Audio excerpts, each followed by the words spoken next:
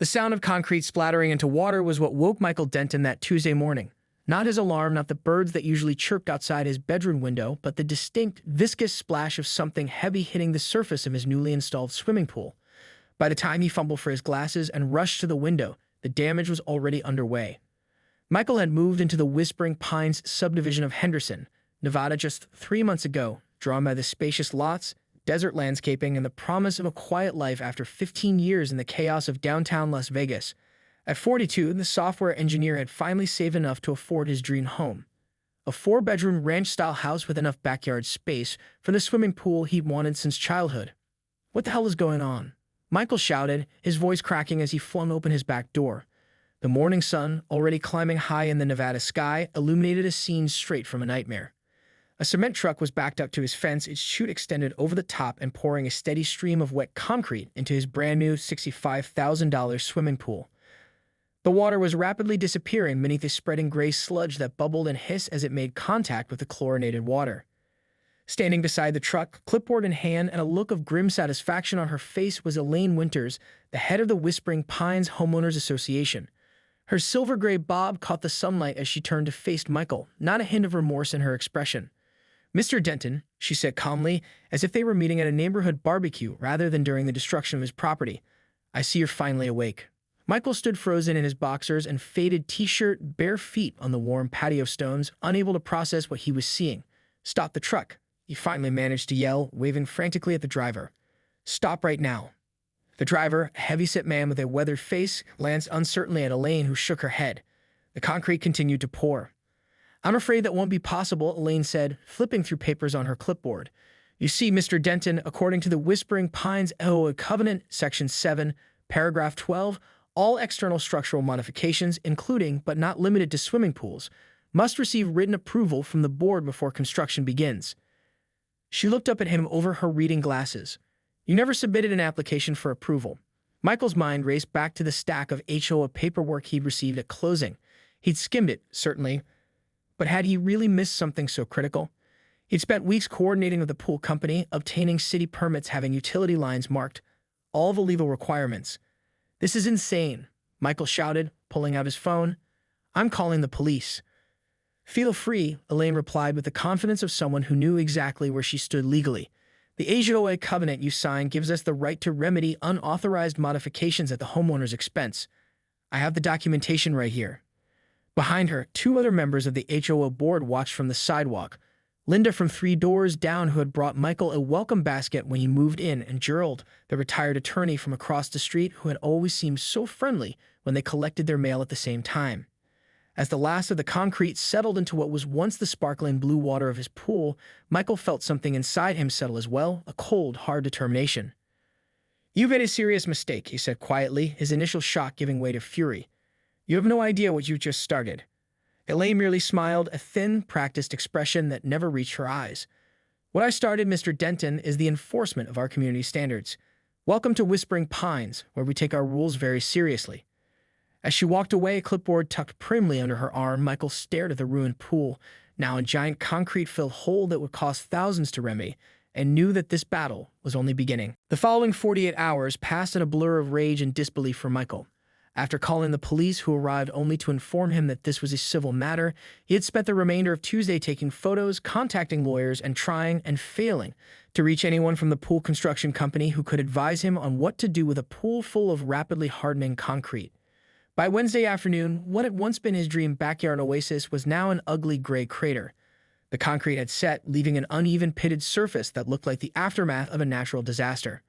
The pool lights, now entombed in concrete, cast an eerie glow through the gray mass at night, a macabre reminder of what had been lost. "This is going to cost at least $40,000 to remove and repair," said Ramon, a pool contractor who had finally come to assess the damage. He circled the concrete-filled hole, shaking his head in professional dismay. "I've been building pools for 20 years, and I've never seen anything like this. Who does something like this?" Michael had been asking himself the same question. He had taken the day off work, unable to focus on coding when his mind kept replaying the image of Elaine Winters' satisfied smile as she destroyed his property. "I found the HOA covenant," Michael told Ramon, gesturing to the papers spread across his patio table. "There is a requirement for approval, but the penalty is supposed to be a fine and a remediation order. Not this." Ramon whistled. Sounds like this Elaine lady went rogue. That afternoon, Michael drove to the community's management office, a small building near the neighborhood entrance with neatly trimmed hedges and a sign displaying the Whispering Pines logo, a stylized evergreen that now seemed to Michael like a middle finger extended toward the sky. The receptionist, a young woman with sympathetic eyes, winced when he introduced himself. "Mr. Denton," she said, lowering her voice, "I heard about what happened to your pool. That was extreme. I need to see the board meeting minutes from when they decided to do this," Michael said, trying to keep his voice steady. "There wasn't an emergency meeting called," she admitted, glancing around to make sure no one was listening. Ms. Winters said she was acting under the emergency remediation clause, but usually that requires at least a phone vote from the board members. Michael leaned closer. "Are you saying she didn't have authorization?" The receptionist bit her lip. "I'm saying I didn't record any vote, but I only work here 6 months, so maybe I missed something." As Michael left the office, his phone rang. His lawyer, Patricia Sandoval. "I've reviewed everything, Michael," she said without preamble, "and I think we have a case. Not just against the HOA, but personally against Elaine Winters. From what you've told me, she may have exceeded her authority even under the HOA's rules." "What do you mean?" "HOAs have broad powers, yes, but they have to follow their own procedures. If she acted without proper board approval, she could be personally liable. Also, the covenant specifies graduated penalties: warning, fine, then remediation order. It went nuclear immediately. For the first time since Tuesday morning, Michael felt a glimmer of hope. "So we can sue." "Oh, we're definitely suing," Patricia confirmed. "But there's something else you should know. I did some digging on Elaine Winters. This isn't the first time she's gone to extremes to enforce the HOA rules. 3 years ago, she had a residence prize rose garden removed because the color of the roses, a deep burgundy, wasn't on the approved plant list." "You're kidding." "I wish I were. The homeowner ended up moving rather than fighting. But here's the interesting part. 2 months later, Elaine's daughter bought that house at well below market value. And there have been other cases too." Michael stopped walking, standing in the middle of the sidewalk as the implication hit him. "Are you saying she runs people out of their homes deliberately?" "I'm saying it's a pattern worth exploring," Patricia replied carefully. "There's something more going on in Whispering Pines than just an overzealous HOA president." As Michael continued home, he noticed something he hadn't before: how quiet the neighborhood was. Not the peaceful quiet he had sought when moving here, but a tense, watchful silence. Neighbors who had previously waved now hurried inside when they saw him. Curtains twitched in windows as he passed.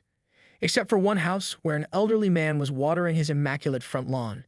He made deliberate eye contact with Michael and gave a small nod. "They got you too, huh?" The man said quietly as Michael approached. "I'm Walter Bishop. Been living here 15 years. And son, we need to talk." Walter Bishop's living room was a time capsule from the early 2000s, floral-patterned furniture, a collection of ceramic birds on the mantelpiece and walls covered with family photos. But the dining table was firmly in the present, spread with documents, maps of the Whispering Pines development, and what appeared to be years of HOA financial records. "I was an accountant for 40 years, Walter explained, pouring Michael a cup of coffee. "Numbers tell stories that people try to hide. And these numbers," he tapped a binder filled with spreadsheets, "tell a very interesting story about Elaine Winters." Michael leaned forward.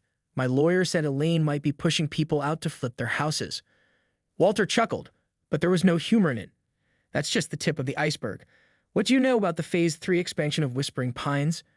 "Nothing," Michael admitted. "I just bought in Phase 2. "Exactly. Most residents don't realize that the original developer sold the remaining undeveloped land of 50 acres to a holding company 5 years ago." Walter flipped open a folder and pushed a document toward Michael. "A holding company called Winterpine Investments." Michael's eyes widened. "Winter? As in Winters? Elaine?" "Her husband, actually. Carlton Winters. He's a commercial real estate developer who keeps a conveniently low profile in our community affairs." Walter pulled out a map. "This Phase 3 land borders the county highway. Currently, it's zoned residential, just like our phases. But if it were rezoned commercial, it would be worth a fortune," Michael finished, beginning to see the picture. "Precisely. 10 times its current value, at least. The county has been discussing a new shopping complex to serve the eastern suburbs. This would be prime real estate for it." "What does this have to do with my pool? Or the rose garden lady?" Walter sighed. "The rezoning application has been rejected twice because of resident opposition. Many of us moved here specifically for the quiet residential character. But recently, the county commissioners indicated they might approve it if there was less opposition from nearby residents." Understanding dawned on Michael. So Elaine is systematically driving out homeowners who might oppose the rezoning. particularly those in the western section of Phase 2, which borders the Phase 3 land. Walter pulled out another map showing property sales. In the past 3 years, 17 homes in that section have changed hands. 12 were purchased by various LLCs that, with some digging, connect back to Winter Pine Investments. Michael felt cold despite the warm coffee in his hands. And my house. You're on the border, son. Your backyard literally faces what would be the loading docks of the proposed shopping center. The implications crashed over Michael like a wave, so filling my pool with concrete wasn't about HOA rules at all.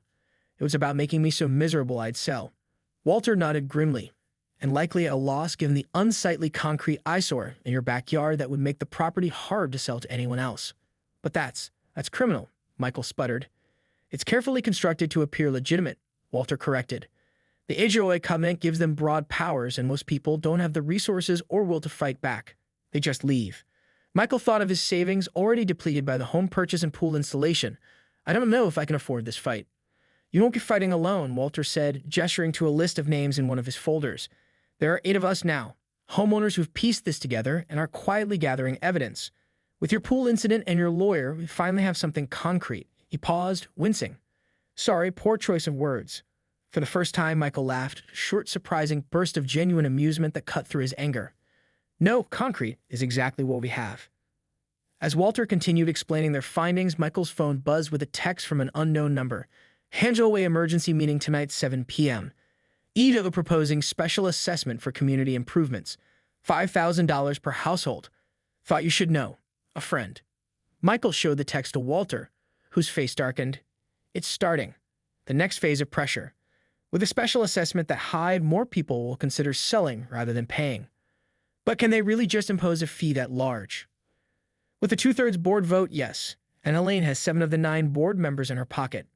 Michael stood, a new determination coursing through him. Not if enough homeowners show up to oppose it. How many residents would it take to block this? Walter's eyes gleamed with the first real hope Michael had seen in them. If even 40% of homeowners attended and pushed back, it would be enough to force a delay and a community-wide. The Whispering Pines Community Center had never been so crowded. Designed to hold 50 people comfortably, it now strained to contain over 120 residents who packed the chairs, lined the walls, and spilled out into the hallway. The air conditioning struggled against the combined body heat, creating a literal and figurative atmosphere of rising tension. Elaine Winters stood at the podium, maintaining her composure despite the unexpected turnout. She wore a crisp beige pantsuit and her trademark pearl necklace, the uniform of suburban authority. As I was saying, she continued, raising her voice over the murmurs, a special assessment of $5,000 per household is necessary for critical infrastructure improvements that will benefit all property values in Whispering Pines. What specific improvements? Called a woman from the back. Michael recognized her as Diane Chen, who had reached out on Facebook with her own story of HOA harassment after planting native desert landscaping instead of the approved grass lawn. Elaine's smile tightened. If you review the proposal packet, we can't review what wasn't provided, Michael interjected, standing up. HOA bylaws require detailed project plans and contractor bids to be distributed 14 days before any special assessment vote. A murmur of agreement rippled through the crowd. Mr. Denton, Elaine said with exaggerated patience, as a new resident, you may not fully understand our procedures. The board has discretion in emergency situations. What's the emergency? Walter called out, his voice carrying the weight of his 15 years in the community. We've had the same infrastructure for a decade, with no issues reported in any previous meeting. Board member Gerald, the retired attorney who had witnessed Michael's pool being filled, cleared his throat. Perhaps we should table this discussion until proper documentation can be provided. Elaine shot him a look of pure venom before composing herself. Gerald, we discussed this extensively in our pre-meeting. A pre-meeting not noted in any official calendar. Patricia Sandoval stated clearly, standing beside Michael. She introduced herself as legal counsel representing multiple Whispering Pines residents, which violates Nevada Revised Statute 116.31083 regarding HOA board transparency. For the first time, Elaine seemed to realize she was losing control. This meeting is about community improvements, not legal technicalities. If everyone would just... Actually, Michael interrupted. I move to expand tonight's agenda to include a discussion of the unauthorized concrete filling of my pool, which occurred without proper board approval or due process. The room erupted in calls of support and smartphone cameras rose to record the proceedings. I second that motion, called Linda, the board member who had once brought Michael a welcome basket. Her face was flushed with what appeared to be both embarrassment and resolve. "And I want on record that I never approved that action." Elaine's knuckles turned white around the edges of the podium. "Linda, we can discuss board disagreements in private." "Like you discussed filling my pool with concrete in private?" Michael asked, his voice carrying clearly in the suddenly hushed room. "Or like you discussed the proposed rezoning of Phase 3 with your husband's company, Winter Pine Investments?" The silence that followed was absolute. Many residents exchanged confused glances, this being the first they'd heard of any rezoning plans. Elaine's face drained of color. "That is completely irrelevant to tonight's meeting," she said, her voice unnaturally high. Walter stood, pulling out copies of the documents he'd shown Michael. "Is it irrelevant that 12 homes bordering Phase 3 land have been purchased by shell companies tied to Winter Pine Investments after their owners were harassed into selling by extreme HOA enforcement?" As the documents circulated, the mood in the room shifted from simmering tension to open anger. "My sister sold her house for 20% below value after you cited her 16 times for her basketball hoop," someone shouted. "You got my privacy hedge removed while I was on vacation. You rejected my paint color 3 times even though it was on the approved list." Elaine raised a gavel, banging it repeatedly. "This meeting will come to order. These accusations are baseless and potentially slanderous." Actually, came a new voice from the doorway. "They're extremely well-founded." The crowd parted to reveal a tall man in a crisp suit. Michael didn't recognize him, but the collective intake of breath suggested many others did. "Commissioner Davis," Elaine said, her voice faltering. "This is a private HOA meeting." 3 months after the emergency meeting that had appended Whispering Pines, Michael stood at the edge of his backyard, watching as workers carefully broke apart the last chunks of concrete from what had once been his swimming pool. The Nevada summer sun beat down mercilessly, making the prospect of a working pool all the more tantalizing. "They think they'll be finished by next Friday," he told Walter, who stood beside him with 2 tall glasses of iced tea, just in time for the Labor Day community barbecue. "Poetic justice," Walter nodded approvingly. "From concrete wasteland to neighborhood gathering spot in less than 4 months." The journey from that fateful text message warning of a lawsuit to this moment of restoration had been neither quick nor easy. True to her word, Elaine had fought viciously, deploying a team of attorneys to intimidate Michael and his allies with motions, depositions, and escalating legal threats. What she hadn't counted on was the community's resolve, or their resourcefulness. 2 weeks after the emergency meeting, a special election had been held for a new HOA board. Walter was now president, with Linda as vice president. Their first official act had been to hire a forensic accountant to examine the HOA's financial records going back 5 years. What they found had attracted the attention of not just the county commissioner, but the Nevada Attorney General's office. "Mr. Denton?" A voice called from the side gate. Michael turned to see Patricia Sandoval approaching, legal briefcase in hand but dressed casually in linen pants and a light blouse, a concession to the scorching heat. "Right on time," Michael smiled. "Walter and I were just admiring the progress." Patricia surveyed the construction work, nodding with satisfaction. "It's looking good, and I have news that might make it look even better." She pulled a document from her briefcase. "The judge approved our settlement this morning. The Winters will be covering 100% of your pool restoration costs, plus damages." Michael took the document, scanning the figures at the bottom. The settlement amount was nearly triple what he hoped for. "This is incredible. The evidence was overwhelming once we got access to their emails," Patricia explained. "Especially when 3 former board members agreed to testify in exchange for immunity from civil liability." Walter chuckled. "Amazing how quickly loyalty crumbles when people realize they might be personally liable for damages." The trio moved to Michael's patio, where a pitcher of iced tea awaited them. The backyard was a construction zone, but the patio had been turned into a makeshift command center for what residents now called a Whispering Pines restoration. A large whiteboard displayed committee assignments, meeting schedules, and a timeline of ongoing projects. What had begun as resistance against one corrupt HOA president had blossomed into a genuine community renewal effort. "Have you heard from our inside source lately?" Walter asked, settling into a chair. Michael nodded. "Got another text this morning. Apparently, Carlton Winters has put their house on the market. Elaine was seen packing her car yesterday. Running away rather than facing the community," Patricia observed. "Not surprising." Their conversation was interrupted by the arrival of Diane Chen, who now headed the community's newly formed Architectural Review Committee. "Sorry I'm late," she said, setting down a folder bursting with papers. The county inspector had questions about the new community garden proposal. She glanced at the pool reconstruction. "Making progress, I see." "The concrete's almost gone," Michael confirmed. "Not just from your pool," Diane smiled. "The concrete barriers Elaine put in place are crumbling everywhere." It was true. In the weeks following the emergency meeting, as the community had unified and the investigation had deepened, the full extent of Elaine's manipulations had come to light. Beyond the rezoning scheme, they had uncovered selective enforcement targeting specific homeowners, secret financial arrangements with preferred contractors, and even evidence of outright bribery in some cases. The county investigation had expanded to include Carlton Winter's business practices across multiple developments. 3 weeks ago, the local newspaper had run a front-page story on corruption in suburban HOAs, featuring Whispering Pines as both cautionary tale and success story.